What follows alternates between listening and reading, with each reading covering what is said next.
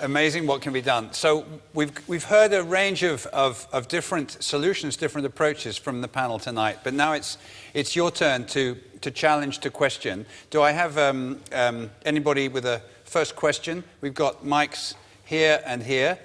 Any question for all the panel or a member of the panel? Anything you heard that you'd like to pick up on? Yes, in the second row there. Hi there. Okay, just a quick one really, specifically on water.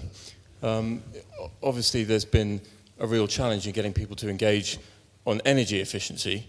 One of the real challenges around water is, at the moment, it's so cheap. It's worthless in a way in terms of its actual cost. How do you get past that?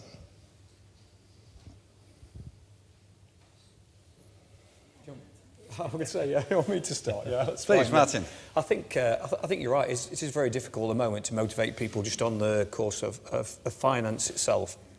I think one thing we've been looking at is do some longer-term scenario work. There's plenty of study work out there that will tell you the current availability of water, future availability of water, and map that back and get people to think a little bit more longer-term about the risks involved in where they operate, where the supply chains are. That's the type of thing that we've actively been trying to do. So get people to sort of think about the immediate cost and move a little bit further to look a bit more longer term, and think a little bit more about resilience longer term. But I do agree with you, it is quite a difficult area. I was telling a story earlier, we've got 2 factories in Spain, one in northern Spain, plenty of water in the mountains, one in Seville. The cost of water in Seville is 15 times that of the water in northern Spain, but it's one of the few countries where I think we start to see that big differential in water. But you could probably actually argue over a period of time that will happen. I think in more and more countries, it will happen in more and more areas. You'll see this big shift very quickly in the cost of water. So clearly, if you're ahead of the game in that, in terms of some longer term thinking, going to be in terms of a much better place as a business in particular. Anyway. Okay, thank you. Yes, Peggy. So a couple examples. I think that if you term water in national security, resource conflict, that's one way. So if you look at Circle of Blue, the NGO, and they have something called Choke Point China and Choke Point, I think, US reports, they're really good.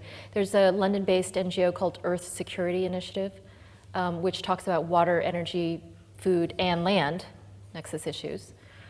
So I think that if you reframe the issue, that certainly is one way to motivate people. Because if you talk to the energy people and you say, if you don't have water, then you can't have nuclear, et cetera, right? If you don't have water, then you don't have food, and then you have riots in China, et cetera. And then ultimately, I think people realize that we're more and more likely to go to war because of these resource conflicts. On the consumer side, although most people say water isn't really going to be influenced by the consumer dialogue, I do think that's really important. I'll point to one example, which is an organization called Thirst for Water in China, run by my friend Mina Guli, where she's getting students in schools to form water dragons. And the reason why water dragon is because this is the year of the water dragon in China. And this dialogue, not just on the campus, but then through the media and then through social media, is getting 60 million impressions per event in China. I mean, there's a lot of people, so that might sound a little bit more impressive than it actually is in China, but that's pretty good, right? 60 million impressions. So I think that people are now realizing, okay, the water footprint, of my lifestyle, and what are the things that I can do as a consumer? So a few examples. Excellent. Any question from the floor? Yes, in the back row there. Let me take a mic back.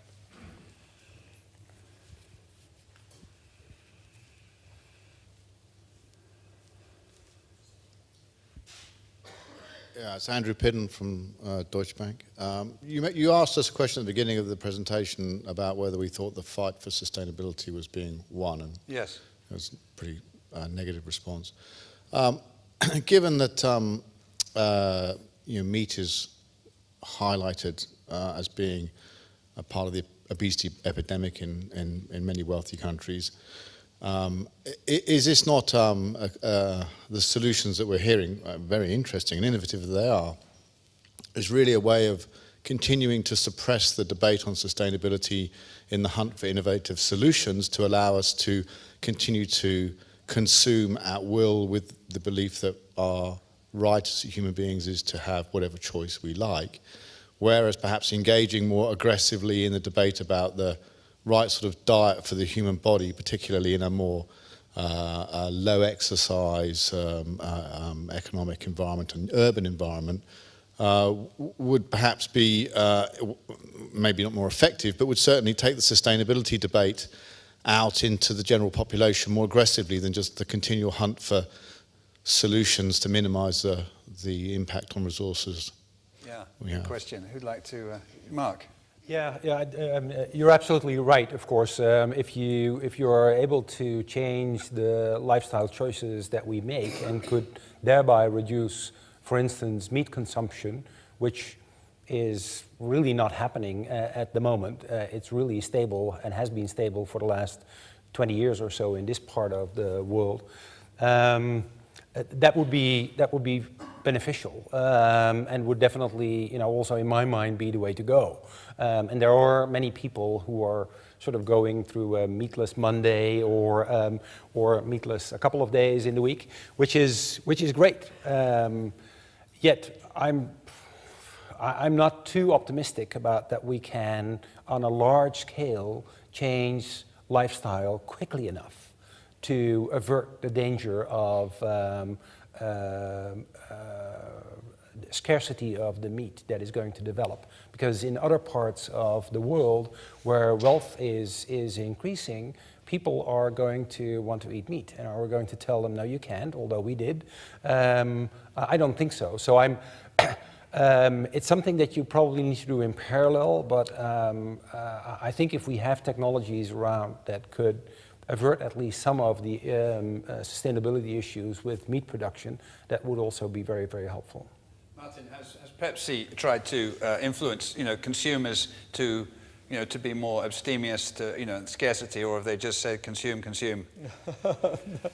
I don't know. It's quite a difficult one, isn't it? Because all of the businesses, I think they're being bounded by the moment about trying to grow their brands, trying to grow their value. So I suppose within PepsiCo, I think we're quite understanding if we are going to make that level of growth, we've got to do something quite transformational to try and transform our impact. Hence the 50 and 5 program. It is quite a radical step to go that way. We've got some other elements in our Path to Zero strategy in the European sector where we're starting to think through, could we radically transform our impact? There's still going to be the challenges that, our business is still going to want to grow. It's going to want to grow its volume, grow its profit to do that.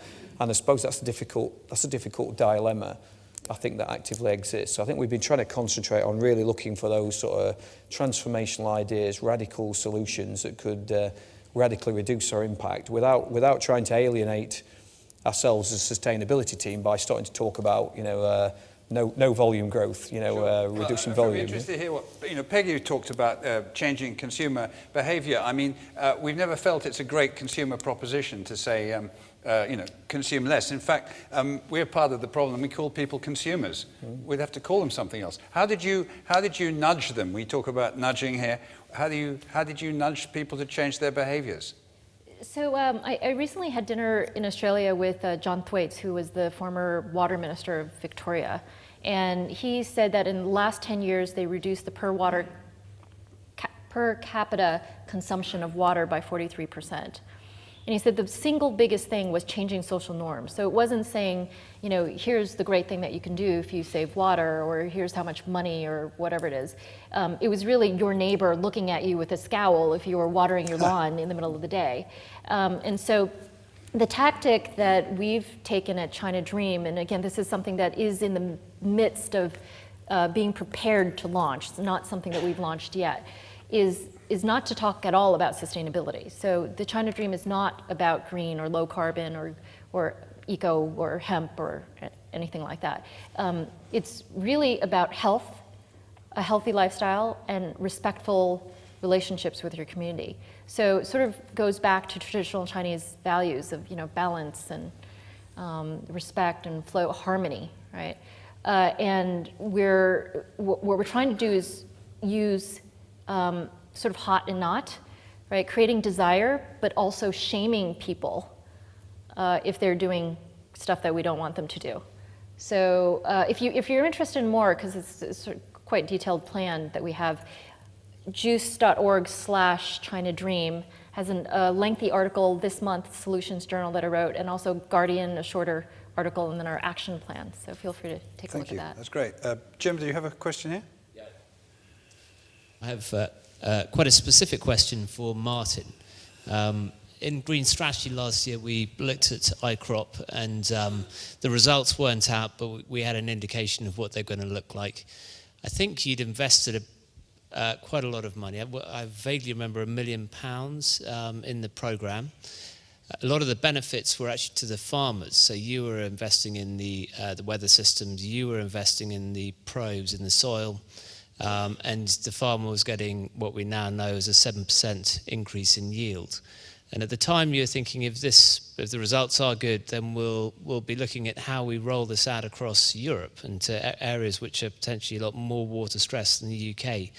And you were thinking about how you would finance that, because obviously if PepsiCo is funding all of it, then it's expensive for PepsiCo at the benefit of the farmers. Have you developed your thinking at all on that? Yeah, I think so. I think we did take, after we spoke last year, we did take the program. We've taken it into Western Europe, we've taken it into Spain, taken it to Turkey. We're about to do some work rolling out into Poland over the next 18 months. So we have already started to take that in. We have funded that initial part of the program, as you said. I think with the East Anglia work, we've clearly got a mechanism there to say there's enough benefit in this for the grower for them to be able to make that level of investment. So where we've got big growers, big cooperatives of growers, I think we'd be turning around to them and saying, look, this is something for you to invest in, you're going to get the benefit, and we'll probably share some benefit out of doing that. There's a good business case to do that. The challenge I think we're going to have is probably then further east, where we've got a lot of smaller growers, smaller cooperatives together. We're going to have to think about how to fund that. We're still thinking through, is that a PepsiCo funded model? Is that through a finance house, such they provide the finance? Grower goes to the finance house, gets it at a low interest rate. So we're still trying to work through that, I think, further east. But definitely for Western Europe, I think we've got a good model already to say the grower can invest in this. The grower gets the benefit, PepsiCo gets the benefit as well. So there is money to be saved for PepsiCo as well as with the grower. And I think it's good to also think about some of the commercial terms of the grower. How do you incentivize the grower to grow more potatoes or more crop? And then how do you pass some of that benefit back to PepsiCo? So I think this is the collaboration bit that we were talking about earlier. You've got to have that collaboration, you've got to have that conversation right. I think before we've possibly got it wrong. Our commercial teams probably went to take all the benefit of that type of work without thinking about how they shared that with the grower. But definitely think we've got a good business case now for rollout as we take it into Europe. Well, I also want to give PepsiCo another shout out, because 2 years ago I visited his counterpart in China, and they had told me about a case study where they took a desert in Inner Mongolia and completely restored it to be potato crops. And one of the big benefits that you're not mentioning in Europe, because it's probably not as much of a benefit, but in China, we had really nubby little potatoes. So if you're Lay's potato chips and you don't have potatoes to make Lay's potato chips, then you've got a problem. So it's a supply chain, it's risk, right? So not only did they create jobs, but they restored the environment, they probably got access to really cheap or free land, and they got potatoes, right? So in China, I think there was a different incentive for doing that. Yeah, I think there's another program. We've just been doing some work on nuts in Spain. So some land that previously had incentives to grow other crops, particularly like corn, that previously were there for tobacco. We sort of sat down with some growers out there and said, what could we grow on this land? And one of Mark's colleagues told me about a famous story where they went on the internet and they Googled growing peanuts, and they both did it at the same time, and both came back to a table and said, look, we think we can grow peanuts here. And for PepsiCo, that was great. It avoids having to go and import peanuts from Latin America. So these growers and the PepsiCo team got together and worked out how to grow peanuts. So they've got a program running now where they'll grow peanuts in Europe for PepsiCo that will supply our factories in Europe. It's great for the people within those countries because clearly they've now got employment, they've got some level of revenue that fits behind that. Part of the fact about growing peanuts, I think it fixes nitrogen back into the soil. So it's good in terms of soil replenishment. It may even be a good rotational crop to work for. So I think you're just exploring that. That's probably by the collaboration, the relationship bit probably opened the door for that to happen. You know, if it would have been more of a transactional relationship, that may never have happened, I don't think. Good. We have a question there. Lady in the... That's it. Thank you. Thank you. Anna Simpson from Green Futures magazine. I want to come back to this question of what's appropriate to try to communicate to consumers. My understanding of the water crisis is that it's very location specific. So actually it may be not so much about how much water you consume, but about the impact of that consumption on local resources, whether you're depleting them or not. So for meat, say, the question might not be as simple as, do I eat meat or do I not? If you're eating beef from Ireland where it rains a lot, it might not be a problem. So I just wonder whether it's wise to try and communicate this level of complexity to consumers or whether we don't need to. Yes. Well, but you can easily tailor that to specific communities. I mean, there has been quite extensive studies on the geographical impact of livestock on the environment. And in Africa, for instance, livestock is very, very precious and is a commodity for a family that is extremely important. And the cows basically are very efficient there. They eat all sorts of junk that nobody else eats, and they grow and they provide income and status to the local family. So in that environment, livestock is excellent and is very, very efficient. But there are major geographical differences, and I think it would be relatively straightforward in tailoring your message to particular communies. Okay. I think the point on local is exactly right. That, you know, some of these issues are very local issues. Using 100 litres of water in Spain is completely different to using 100 litres of water in Leicester, you know, which may have plentiful supplies of water. So I think you're dead right around where you are, and I think we've been trying to have a look at that. There's plenty of study work out there that looks at water scarcity already.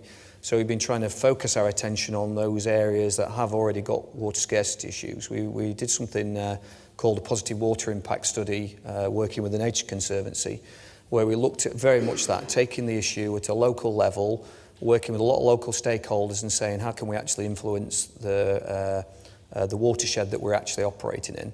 And I think it does bring you back to the collaboration bit, that to actually have an impact that way around, you've got to collaborate with everybody who's actually pulling from that watershed. The other thing to think about is probably seasonality as well, that water also, there is a time of year with water as well. It's not always about, if everybody wants to pull water in the summer, for example, that means that it could be more of a seasonal impact in the summer in that locality, and you've got to really think about that seasonal impact in the same way. But I think we've been trying to think as a business through the external communication work we've been doing to try and represent water as being a very local issue, as being very relevant, and stressing the point around how important collaboration is going to be to fix some of those problems. And the collaboration needs to be across organisations as well as with competitors as well, perhaps. Yeah, it does. And I talked a little bit about I've got a good idea for a collaboration in Spain. It will happen at some stage, but it will cause a lot of different companies to have to come together to do that. Probably direct competitors. Which then we'll have to have suitable NGOs, I think, to go and convene some of that work to make it happen. Yeah. Saw a hand up over there somewhere. Didn't I? Somebody put their hand up? There's one here. The front.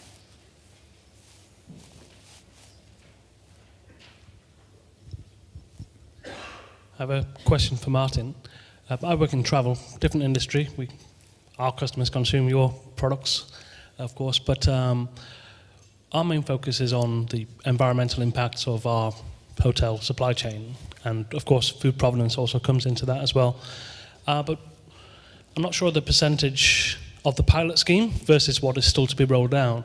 But the major challenge for us is compliance in the supply chain. What will you do in terms of if there's, if it's not warmly received as an opportunity, despite the strong return on investment and so on that you outline?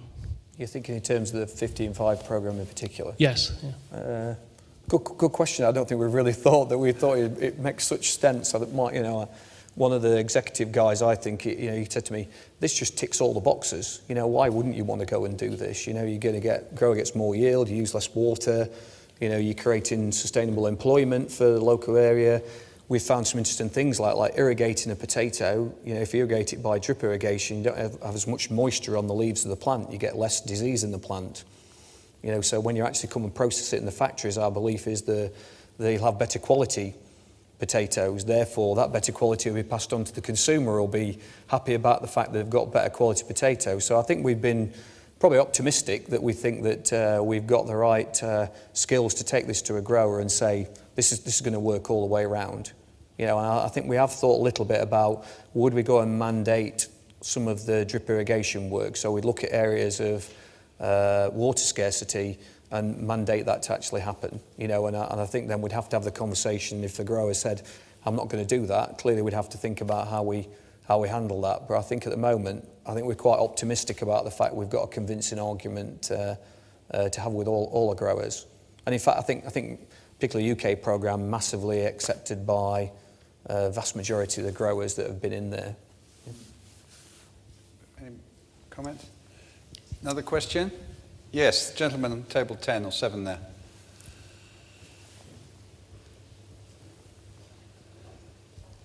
Hi there. How long do you think it will take before I can go to Sainsbury's and buy some genetically engineered meat for my barbecue? Did you just say genetically engineered? Because that is what it's not, right? It's just... I apologise, sorry. There are still a lot of... technically that's possible, and actually in November we are going to present the first hamburger that has at that time costed about €250,000. And it's probably not perfect yet. But...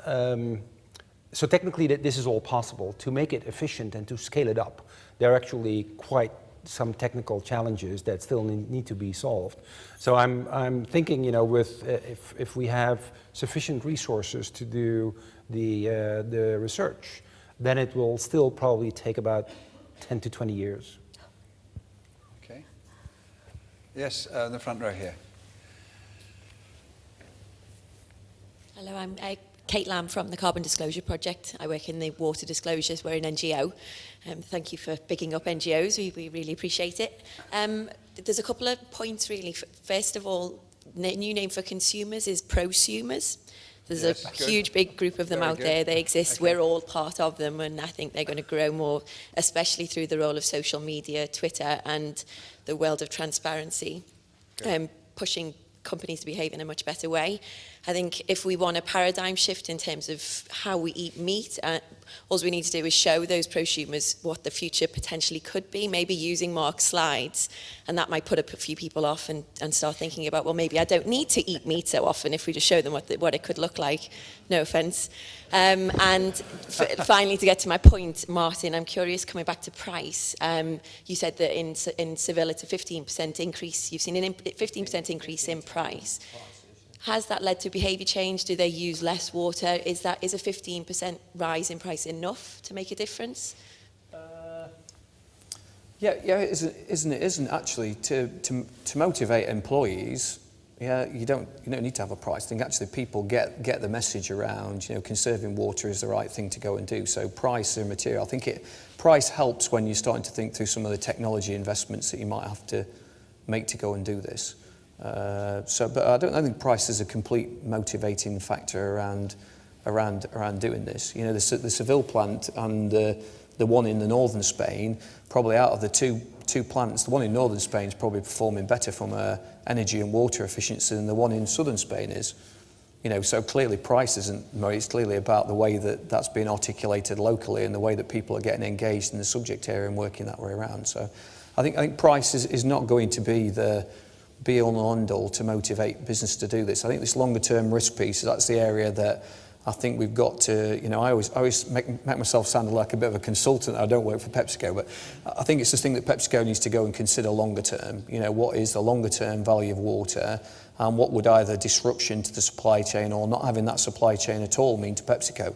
If we had no potatoes, we can be as efficient as we want of making potato chips or Lay's. If you've got no potatoes to do it in the first place, it doesn't make any difference. The consumer won't have anything to go and buy. So I think it's that supply chain risk element that's the bit that we need to go and put a level of value, both from a cost point of view and also from a brand and reputation point of view. That's what we're trying to think around at the moment. Yeah, I think I read 27%, or if companies paid the real cost of their water, it would be 27% higher than it is currently. Something like that. Anyway, David, we have a question here. Martin, sorry. Martin Wright, Green Futures at Forum for the Future. Question for Peggy. Are there areas where you'd say China is clearly making more progress than the West on sustainability? And if so, why? I think this is really out of date, but there's a 2-year-old economist debate that I did online. You can still look it up. So I did 3 long essays against somebody from the US. It was China, who's leading in climate change, China or the US? I won 70%, so you can take a look at that. But in terms of China, I would say policy is so important to all of what we're talking about. And the interesting thing about the Chinese government is that they are very quick to incrementally change policies as they see a need. And so that's one. For example, they see a need for green buildings, so they now have a mandate that by, I think it's by 2020, 30% of the new construction will be green, right? And they're actually putting subsidies behind it. They're fairly quick to react with policies, which is nice to see as an American. The other thing is that they have a business plan. So every 5 years they come out with a country plan. Right now we're just beginning the 12th five-year plan. And the 12th five-year plan, like all the other ones, have numerical targets, right? So 16% energy intensity reduction. There might be, carbon dioxide or water use reductions, and they're numerical targets. And all of the cities, all of the regions actually have to comply to this. So they have to be measured. Now, the way that they do it locally, the way that they get there, the solutions are up to the local city.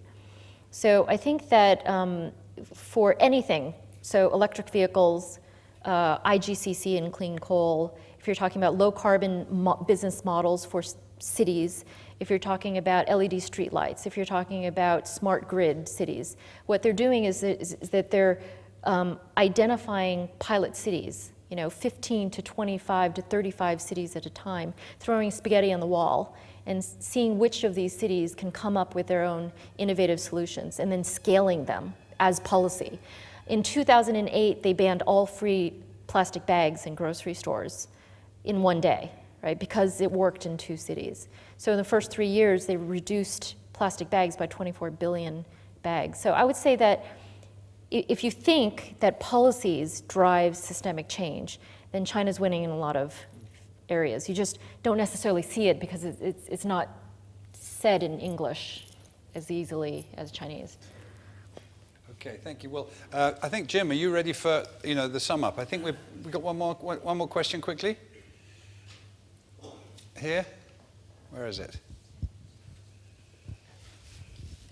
Niccolo Daina, Imperial College London. I want to reconnect to the last question. So, you said that for big sustainability programs, there is an advantage is being quick in policy making, basically. Do you think then that the decision-making process that in China, how the decision-making process works in China, plays a role in that? I mean, is it? There's a lot of things about China that makes it a unique place to implement, pilot any new innovative idea. One is the mayors have a lot more land use control, And a lot of these energy, clean tech, renewables specifically, projects require large pieces of land, if you talk about infrastructure, et cetera. So China is able to implement things a lot more quickly. You don't have these insurance liability issues. So, you know, good and bad, right? There's good and bad to everything. There's corruption. The good side of corruption is that the kickbacks to the local government incense the mayors to create all of these infrastructure showcases. You know. There's something that we can learn there. Right. Well, look, I think, can we at this point sort of thank our panel very much, Mark, Martin, and Peggy.